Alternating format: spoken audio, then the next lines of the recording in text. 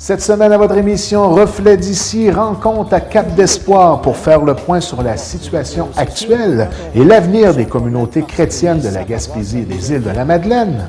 L'Église n'a jamais été vraiment riche, là.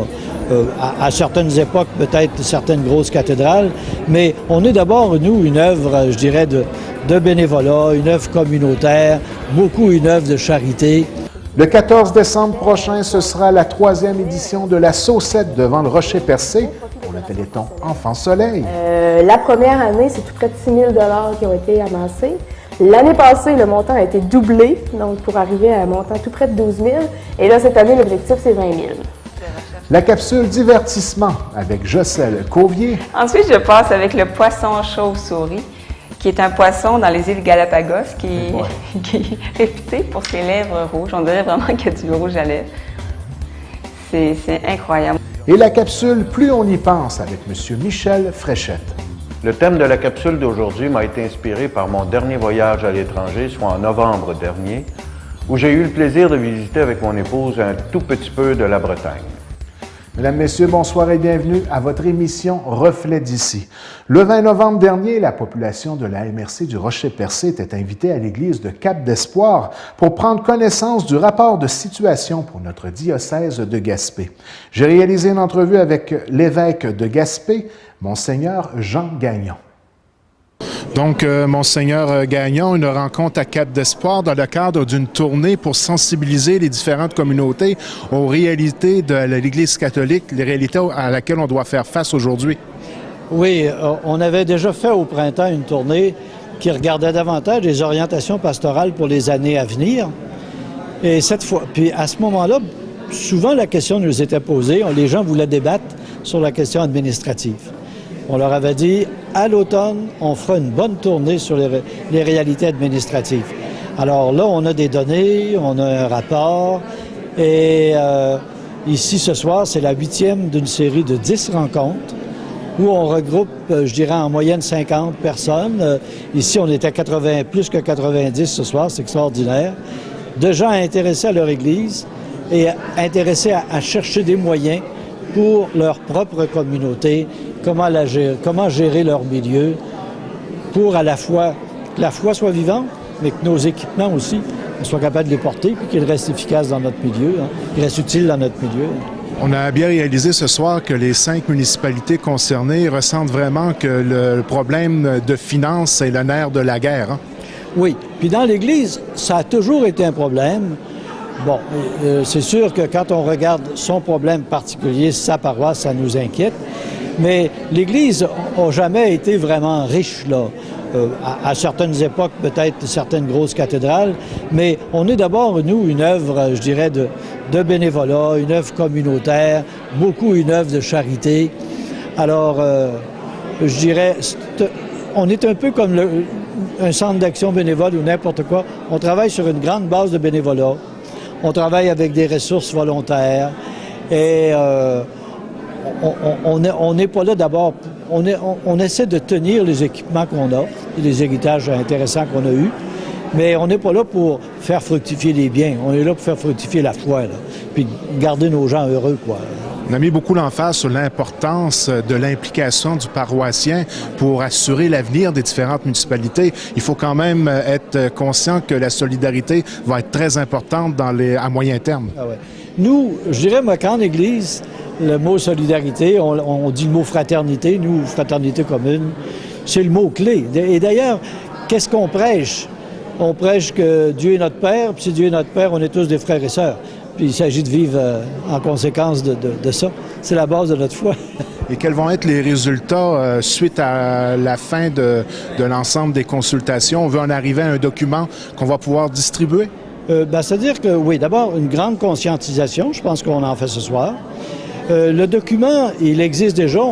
Il est perfectible, peut-être.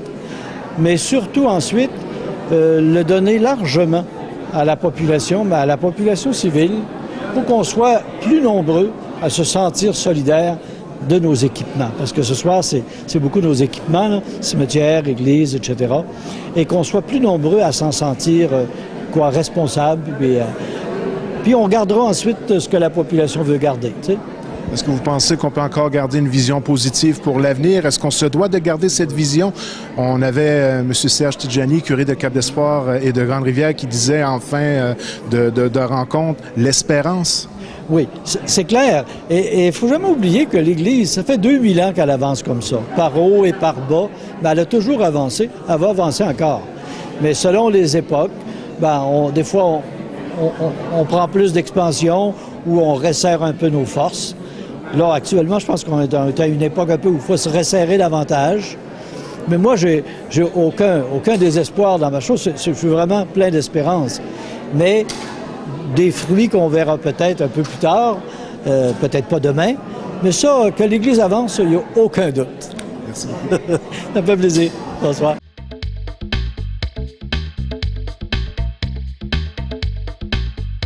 Eh bien, mesdames, messieurs, à la section entrevue de votre émission Reflet d'ici, cette semaine, nous recevons en studio Mme Émilie Desbois, directrice de l'Office du tourisme du Rocher-Percé. Tout d'abord, bonsoir Émilie. Bonjour, bonsoir.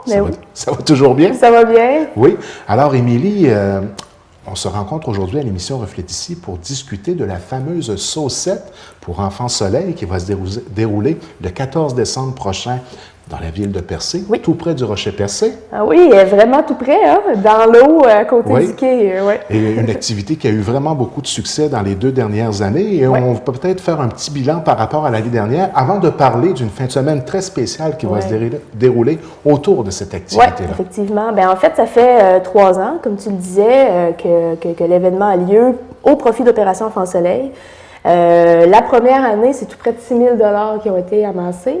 L'année passée, le montant a été doublé, donc pour arriver à un montant tout près de 12 000. Et là, cette année, l'objectif, c'est 20 000.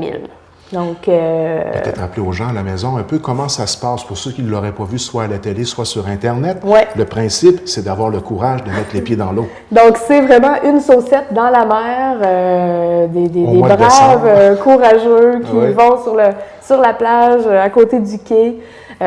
pour braver le froid finalement pour la cause, pour les enfants malades. Et ça fonctionne un peu sous forme de commanditaire de ceux qui pratiquent la saucette en tant que telle? Exactement. Donc, pour faire un don, dans le fond, il y a moyen de le faire sur Internet, donc directement sur la page de la saucette, sur le site sécurisé de Opération Enfant Soleil. Pour avoir le lien direct là, dans Facebook, saucette au profit d'Opération Enfant Soleil, ou sur notre site à nous, onaimeliver.com. Ou encore d'encourager un participant. Donc, chacun des participants cette année, les dernières informations que j'avais, c'est qu'il était 77, donc 77 sauceurs et sauceuses qui sont dans le milieu un peu partout, là, qui ramassent des dons. Donc, si vous connaissez quelqu'un qui va se jeter à l'eau, donc il y a moyen d'encourager directement cette personne-là. Qui va relever le défi. Exactement. Sinon, sur place aussi, hein, la journée du 14, ça va être le gros boom là, pour continuer à amasser des dons. Et cette année, ça va avoir une signature particulière. On va vraiment, autour de cette activité particulière-là, organiser une fin de semaine d'activité au village de Percé. Ben oui, exactement. Nous, en fait, au nom de l'Office, j'ai ici au nom de l'Office parce que c'est un peu dans nos mandats, dans nos orientations de désaisonnaliser les opérations touristiques. Donc, on fait depuis quelques années une campagne de promotion hivernale. On invite les gens à venir l'hiver.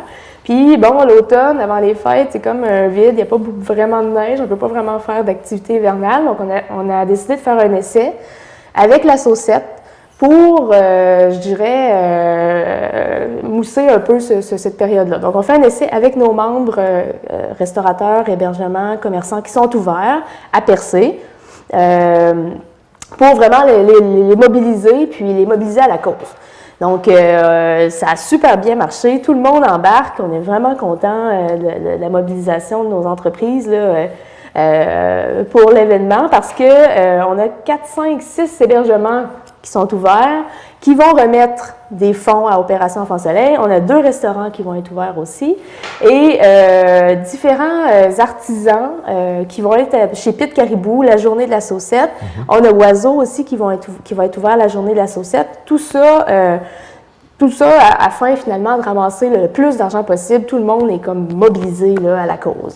Donc, dans le fond, l'ensemble des argents qui vont être dépensés durant cette fin de semaine-là dans la ville, au village de Percé, près du quai et dans les alentours au niveau de l'hébergement, il y a un certain pourcentage, on parle de 15 à 50 des profits qui vont être réalisés, qui vont être envoyés directement. Donc, voilà une belle occasion d'être solidaire de l'événement en allant passer notre fin de semaine à Percé. Bien, carrément. Donc, profiter du moment pour aller, soit faire la fête, parce qu'on va avoir des musiciens, on va avoir des bands, on va avoir le vendredi soir, il y a un 5 à 7 d'organiser au profit de l'opération, de la cause chez Pete-Caribou. Ah oui? Samedi après-midi, il va encore avoir des musiciens avec des artisans, toujours chez Pete-Caribou. Samedi soir aussi. Donc, ça va bouger, l'ambiance va être festive. Donc, ça va être assez... ça ne pas manquer. C'est vraiment quelque chose à voir, se rendre au quai lors de la saucette en tant que telle. Et puis, ne serait-ce que d'être présent pour être solidaire des gens qui ont le courage de faire ça pour une bonne cause. Absolument. Et puis, c'est à voir au moins une fois dans sa vie cette activité-là. C'est quand même impressionnant. Puis, on a toujours été chanceux côté température jusqu'à maintenant. Oui, bien, en tout cas, l'année passée, il faisait quand même frais. Oui, je pense qu'avec le vent, il était comme à moins 15. mais bon, ça, c'est ça. Ça fait partie du défi. Du défi, absolument. C'est quelques secondes pour les enfants malades, dans le fond. Donc, on pourrait peut-être résumer en terminant l'importance de participer à cette activité-là et ceux qui voudraient avoir plus d'informations, la façon la plus simple d'aller chercher cette information-là. Oui, soit en nous contactant, nous, à l'Office, on peut toujours référer les gens. Il y a moyen d'écrire au comité, donc les deux organisatrices, là, Karen Lévesque et Marie-Ève Trudel, donc à Saucette, oes@gmail.com. D'accord.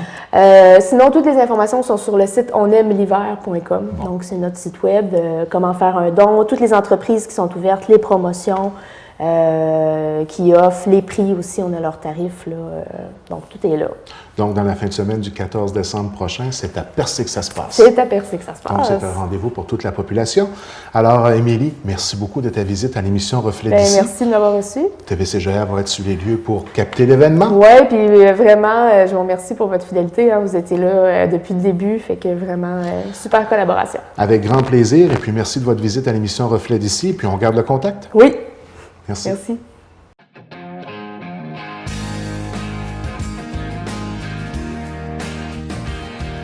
Bien, mesdames, messieurs, nous en sommes maintenant à la capsule divertissement, toujours en notre compagnie, Jossel Cauvier. Bonsoir, Jossel. Bonsoir. Alors, cette semaine, encore une fois, une capsule divertissement divertissante. Oui, en effet. En tout cas, on l'imagine. En fait, je vais parler des animaux surprenants. Ah oui? J'ai tombé sur une couple d'animaux que je trouvais intéressants. Puis là, en faisant une recherche, j'ai découvert vraiment des animaux que j'étais surprise qui existent. Bon. Alors, je partage ça avec vous. Donc, on a déjà fait une capsule sur le mix des animaux. Là, ça va des animaux authentiques. Des animaux authentiques, puis il y a des animaux plus communs, mais des choses que j'ignorais. Donc, bon. Je commence avec la loutre de mer. Elle a une petite pochette sous le bras où elle garde un peu de nourriture ou bien elle garde sa pierre préférée. Une petite pochette où, tu dis? Sous le bras. Sous le bras. Oui, elle garde sa pierre préférée qu'elle utilise pour couper des coquilles et tout ça. Puis vous voyez, elle se sert de son ventre comme table à manger. Eh bien. Oui, ça, je l'ignorais. Puis lorsqu'elles dorment, souvent, elles se tiennent la main comme ça pour ne pas être séparées l'une de l'autre. Je trouvais ça tellement cute. Ben oui. On voit sur l'image ici. Elles se tiennent la main. Alors, la nature est assez surprenante.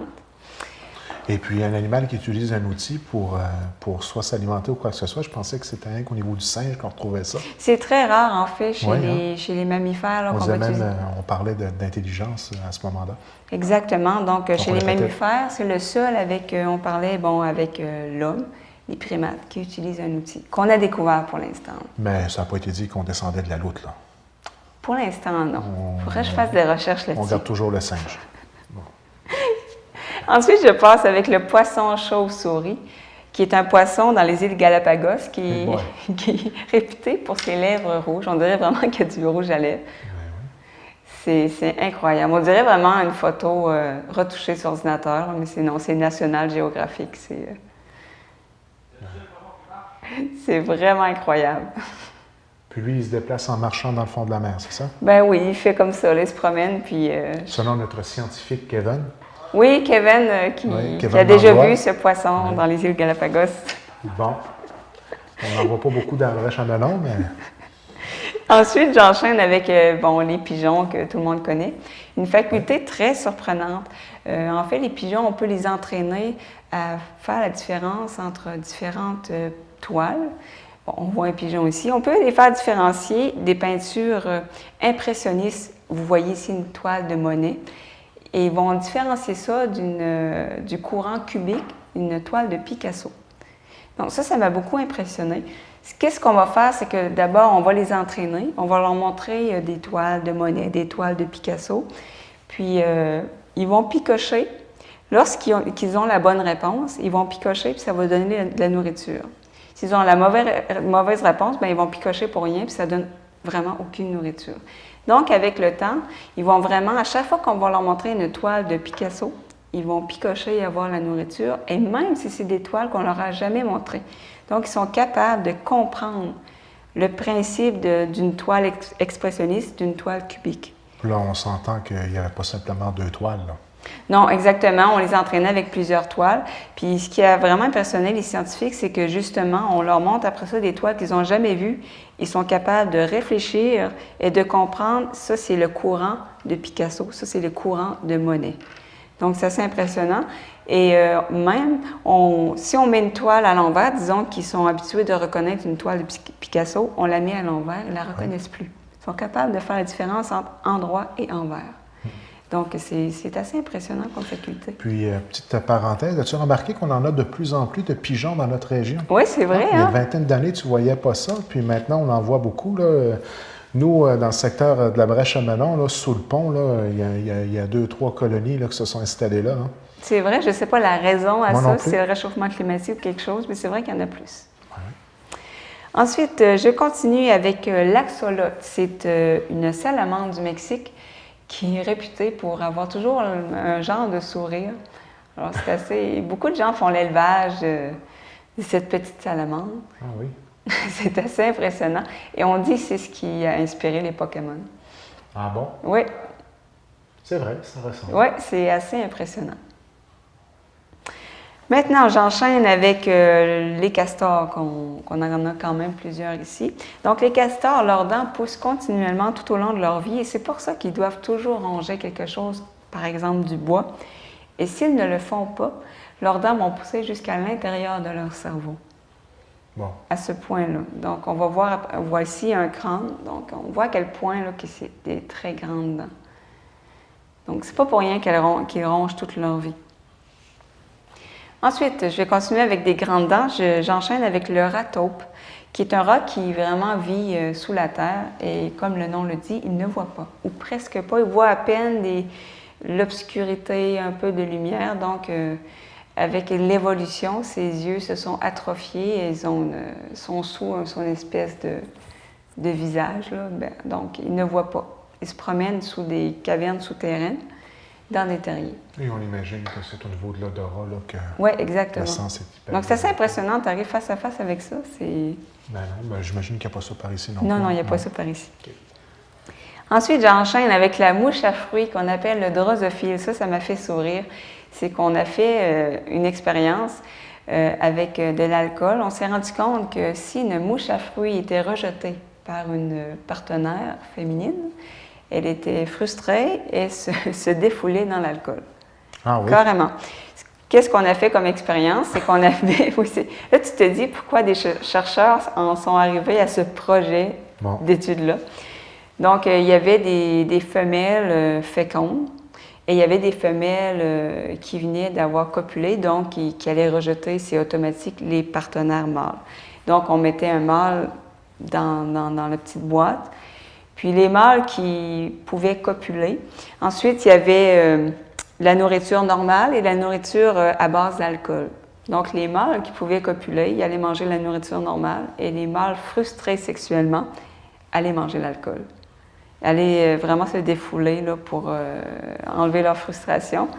Et pourquoi l'étude est importante? C'est qu'après, on vérifiait leur niveau de neurotransmetteurs dans leur cerveau et on a vraiment pu... comprendre davantage le phénomène des dépendances. Donc, ça va aider l'être humain à essayer de trouver des traitements pour la dépendance à l'alcool, la dépendance sexuelle, etc. Ce que je trouve étonnant, c'est d'avoir pensé à introduire de l'alcool dans le test. Là. Peut-être un scientifique qui a oublié son verre de vin là.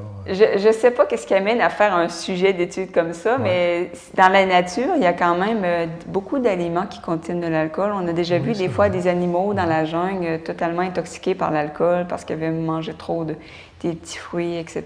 De Budweiser. Oui, c'est ça. Donc, c'est ce qui a probablement amené les gens à faire cette étude. Ensuite, j'enchaîne avec les écureuils. Ils peuvent cacher jusqu'à 10 000 noix durant leur automne, puis ils se souviennent de ces 10 000 emplacements en général. Puis ce qui est important de dire aussi, c'est qu'ils vont les cacher à plusieurs pouces de profondeur.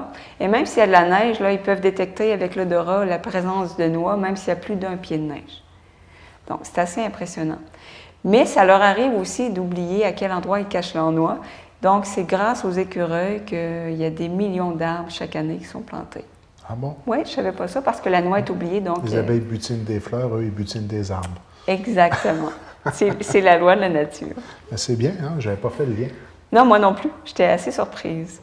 Ensuite, je vous parle d'un oiseau assez spécial, l'engoulevent à balancier. Quand j'ai vu la photo, je voyais 3 oiseaux, mais c'est un oiseau. Puis en arrière, c'est des espèces d'ailes qu'il transporte. Ça peut faire jusqu'à 35 cm. Puis ça apparaît vraiment durant la saison des amours, donc ça sert... C'est impressionnant, tu te dis, mon Dieu, comment il arrive à voler avec ça. Ben oui. Mais c'est une espèce d'attrait pour la femelle. Là. Attrait pour j'aurais pensé peut-être pour tromper les prédateurs. Non, en fait, c'est vraiment pour attirer la femelle. Ça apparaît durant la saison des amours. Puis ça disparaît par la suite. Oui, donc c'est... Je pense que ça tombe, là. Okay. J'ai pas vu, mais c'est assez impressionnant. Puis ça vit en Afrique. Donc, il n'y a pas ça ici. Oui. C'est assez impressionnant. Ensuite, je vous parle du wombat. C'est un marsupial qui vit... en fait, c'est la même famille que les kangourous. Puis, on voit ici. Donc, qu'est-ce qu'il y a d'assez particulier, cet animal-là? C'est qu'il fait des crottes rectangulaires, vraiment cubiques. C'est assez impressionnant. Vous allez voir une image. Donc, il y a des gens qui en élèvent comme animal de compagnie. Ça fait vraiment des cubes. C'est des crottes de wombat. Pourquoi il fait ça comme ça, je me demandais, c'est qu'en fait, il délimite son territoire en faisant des crottes tout autour de son territoire. Puis aussi, c'est pour essayer d'attirer les femelles, en tout cas. Donc, le principe, c'est que, généralement, il va faire ses crottes sur des roches ou des bûches. Si la crotte est ronde, elle va tomber. Donc, la nature, l'évolution a fait qu'il a commencé à faire des crottes rectangulaires, cubiques, pour que ça reste bien emplacé sur la roche et que ça reste là. C'est spécial. Puis, il peut en faire 80 à 100 crottes par soirée pour délimiter son territoire. Donc, c'est particulier. Ensuite, j'enchaîne avec le diable cornu, qui est un reptile qui vit en Australie. Et ce qui est assez caractéristique, c'est qu'il peut se mettre en boule. Vous allez voir, c'est assez impressionnant. Hey. C'est comme un petit dragon. Ben oui. Et vous allez voir l'autre image, c'est fascinant. Impressionnant. Oui, la nature, ce que ça peut faire. Oui, hein? Ensuite, j'enchaîne avec les animaux angora qui viennent d'une région de Turquie. Bien sûr, on connaît les chats angora. Il y a aussi des chèvres angora. Et il y a des lapins angora. Ça a l'air d'une joke, là, mais c'est vraiment ça. Alors, c'est assez impressionnant. Il y a des concours, là, ce que vous voyez, là, c'est vraiment des... Quand on dit angora, c'est quoi qu'on veut dire? Que le poil a une texture particulière? C'est que le poil est vraiment très long. Okay. Souvent, il y a des chats angora ici, on pense que c'est... Vous voyez ici le lapin. C'est un concours. Donc, c'est à savoir jusqu'à quel point on peut passer sa vie à brosser son animal de compagnie. Ça prend de la place quand même, un lapin comme ça. On devrait en donner à chacun des sénateurs. Ça remplirait le temps libre. Donc, comme je le disais, angora, c'est que souvent ici, il y a des chats angora comme le mien, il semi-angora. C'est rare des chats vraiment angora. Comme vous avez vu, c'est vraiment volumineux. Là. Tu vas demander un entretien particulier quand même, hein? Oui, c'est des animaux là, que... Tu ne peux pas laisser ça aller là, sinon ils font des genres de plaies, carrément. Ils font des nœuds, ça va faire des plaies. Oui. Donc, c'est des animaux qui ont été développés. C'est pas un animal qu'on va voir dans la nature comme ça, parce que vous imaginez que dans la nature, s'il ne peut pas se brosser, il va finir par avoir des plaies partout, même mourir. Ben oui. Donc, c'est des chats de maison et des animaux de maison. De manipulation génétique. Voilà. Et je termine avec un animal qui me fascine, c'est le Bernard l'ermite, qui est un crustacé. Ici, on le voit dans une espèce de coquille en verre. C'est dans une espèce de zoo. C'est pour montrer à quoi ça ressemble sans la carapace. Parce que lui, il a un abdomen mou, donc il doit toujours le protéger. Généralement, il va prendre, comme vous voyez, un coquillage comme ça, et il va prendre tout ce qu'il trouve. Bon, là, vous voyez un autre type de coquillage. Encore un autre. Là, il a pris une pince d'homard. Vous allez voir là, qu'il prend n'importe quoi. Donc, une espèce de chaudière. Encore une fois. Un bouchon, là. Encore un bouchon. Ça donne une excellente idée de ce qu'on retrouve dans la mer. Hein? C'est incroyable. Oui, c'est ça. Lui, il utilise les déchets qu'il trouve, là. Bon. Donc, mais c'est incroyable, là. Vraiment, lui, il récupère, là. Et lui, ça y fait sa maison, là, puis quand il grossit, ben, il va en chercher un autre. Il change de maison selon la grosseur de son body. Lui, c'est ça. Puis lui, de boxe, c'est une carapace qui le protège, là. C'est tout ce qu'il a besoin. C'est pour ça qu'il prend vraiment n'importe quoi. Donc, tu vois ça sur la plage, là. Ben oui. C'est assez surprenant. Ben oui. Et la dernière image, là, qui me fascine, il a pris une espèce de théière. C'est sa maison. Dans l'ermite Nescafé. Nescafé, alors... et il y a des gens qui font l'élevage parce que c'est quelque chose que tu peux élever assez facilement en aquarium. OK. Puis, ça vit-tu en eau douce? Je pourrais pas vous le dire. OK, parce que... Mais il y a des gens qui... C'est tout un défi de garder un aquarium d'eau saline. Oui, c'est plus compliqué. Mais Oui, je voyais sur Internet, là, il y a beaucoup de gens qui font l'élevage de ça, puis qui s'amusent à mettre n'importe quoi dans l'aquarium. Il y en a même qui fait une espèce de carapace avec des blocs Lego. OK. Lui, ça fait son affaire. Fait que c'est un animal assez impressionnant. Capsule divertissante, encore une fois, très divertissante et instructive, encore une fois. Non, c'était vraiment très impressionnant, j'ai beaucoup appris. La beauté de la chose, c'est que la chronique, la capsule plutôt, revient la semaine prochaine. Bien sûr. Alors, ça sera au plaisir de se revoir la semaine prochaine. Avec plaisir. Merci.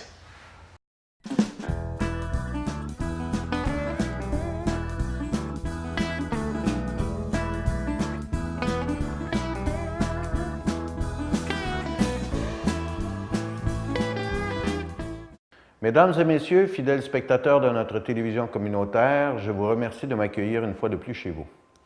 Le thème de la capsule d'aujourd'hui m'a été inspiré par mon dernier voyage à l'étranger, soit en novembre dernier, où j'ai eu le plaisir de visiter avec mon épouse un tout petit peu de la Bretagne.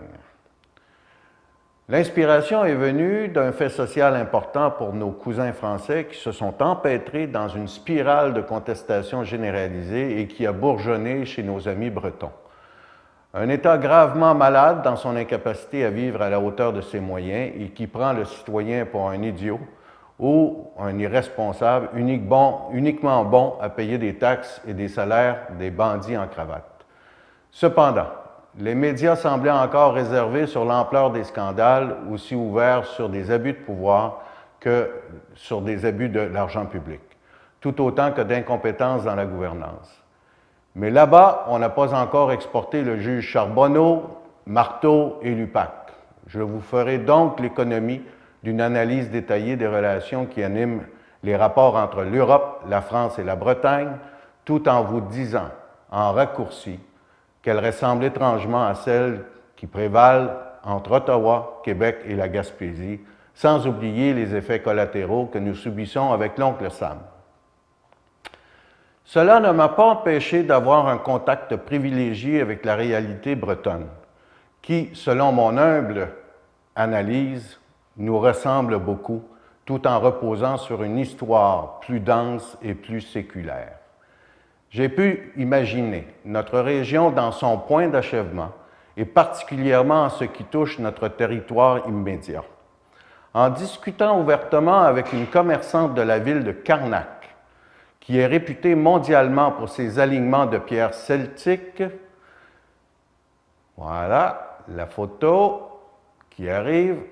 On m'a admis que la région qui s'était engagée dans le développement touristique en sacrifiant les résidents pour accroître les revenus de certains privilégiés. Pierre pour pierre, les alignements de Carnac pour la ville sont ce qu'est le Rocher Percé pour nous. Voilà. L'ancien maire et son équipe, devant l'échec de l'option tourisme, me disait-elle, seront invités à laisser leur place démocratiquement pour avoir une équipe dont la vision sera collective et durable et non spéculative et saisonnière. Vous me direz que je parle pour ma paroisse et pour une option qui m'est chère.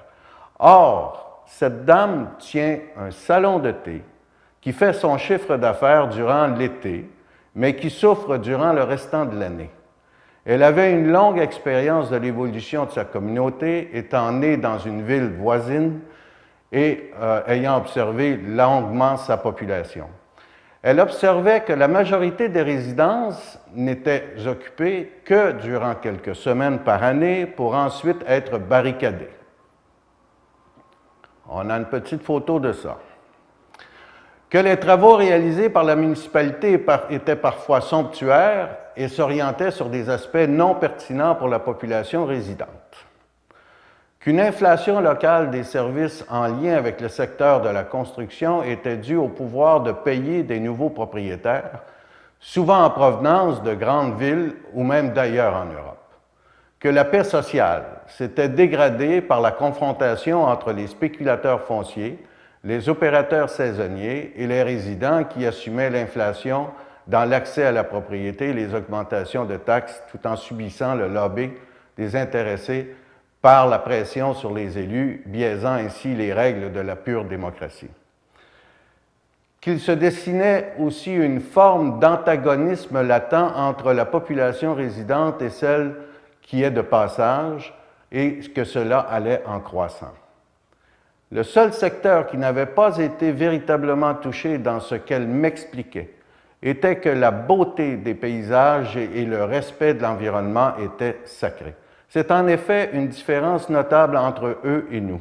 Les Bretons, m'a-t-on expliqué, tiennent farouchement et sans concession à leurs vieilles maisons, à leurs plages, à leurs falaises, au respect de l'histoire dans l'aménagement du territoire, et ce, que ce soit au centre-ville, autant qu'en campagne immédiate. On n'est pas au pays d'Astérix et d'Obélix pour rien, et le tumulus de César n'est qu'à quelques kilomètres de Carnac. On avait donc fait le constat que le développement durable passait par le tissage étroit entre une communauté résidente et l'intégration des jeunes familles, ou à tout le moins d'une population nouvelle, mais résidente. Au terme et sans renoncer au tourisme, il serait alors possible de consolider les services offerts aux citoyens et ainsi pouvoir offrir au restant de la planète une réalité authentique et non un décor d'opérette d'un Walt Disney breton. Par une réorientation des objectifs recentrant la politique sur les besoins du résident dans l'ensemble de la relation pouvoir-gouvernance, on s'attendait à rajeunir l'âge de sa population, donnant ainsi un futur à la municipalité et en reconnaissant l'importance de son patrimoine. On visait aussi à amoindrir le facteur d'inflation des services de spéculation immobilière en permettant l'accès à la propriété à des jeunes familles, à trouver l'équilibre et le rythme d'une évolution non traumatisante, non précipitée aux pressions des subventions externes, réfléchie et respectueuse des valeurs enregistrées à travers le temps, à permettre au commerce de retrouver un chiffre d'affaires à l'année longue, tout en développant des produits locaux susceptibles d'intéresser le tourisme et en maintenir la tradition artisanale. Aussi, en fidélisant le respect d'une population par un attachement à leur ville et à leurs élus. En conservant les services essentiels et de proximité, car l'essence là-bas coûte très cher, tout en les rendant accessibles aux citoyens de passage. En disposant des services publics et d'infrastructures citoyennes proportionnées à la capacité de payer actuelle et future. Elle m'expliquait son approche et son engagement pour les prochaines élections, et je voyais dans les propos de cette dame le bon sens, la pondération, la recherche d'un État perdu. Rien d'excité, rien de démagogique, d'extrémisme, de partisans aveugles, de clanisme ou de sectaire. Je suivrai donc le parcours de Carnac au prochain rendez-vous avec la démocratie pour voir si les citoyens de cette ville ont pu reprendre en main leur propre destin ou si, tels que prévisibles à moyen terme, ils deviendront de trop dans leur propre environnement. Durant ce voyage en Bretagne, j'ai vu comment nos rapprochements sont étroits avec cette région de France. Outre l'épisode historique où la Bretagne nous a donné un célèbre Malouin en la personne de Jacques Cartier, voilà, notre ami Jacques Cartier, j'ai pu discuter intensément avec une représentante des élus, équivalent ici à un préfet de MRC. avec un conseiller à un expert en environnement à la présidence de la République. J'ai aussi parlé avec un président d'OBNL en ornithologie marine intéressé par la question des fous de bassin. Encore aussi, un constructeur naval qui investit des sommes fabuleuses dans sa passion, des voiliers multicoques haute performance comme celui qui vous est présenté.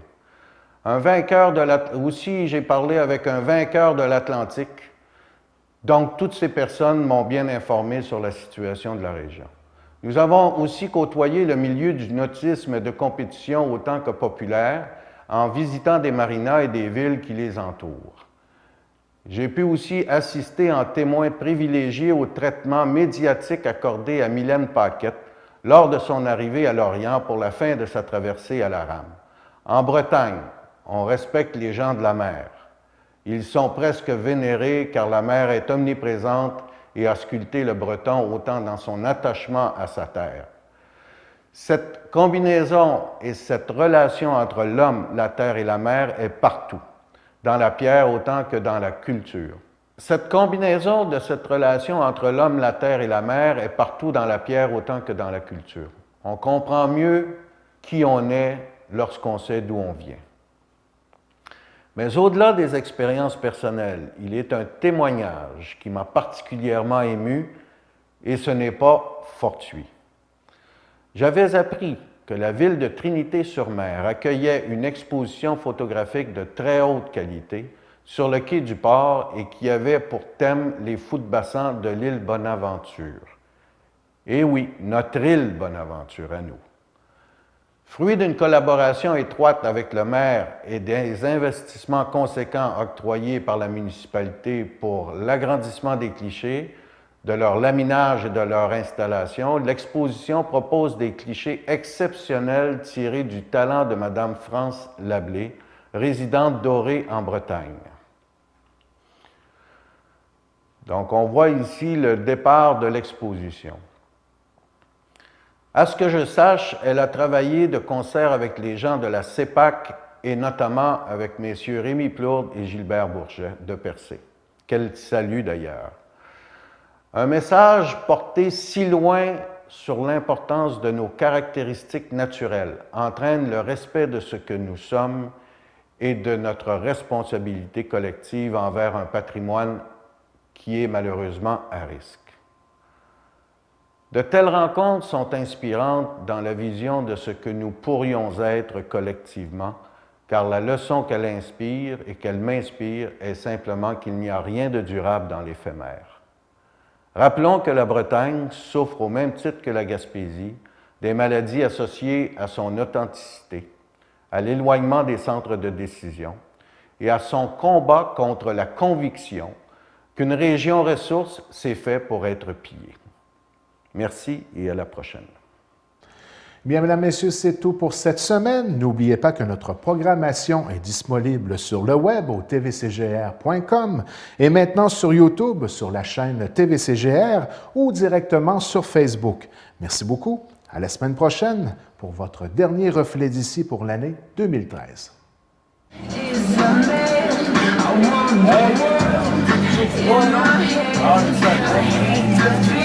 Ah,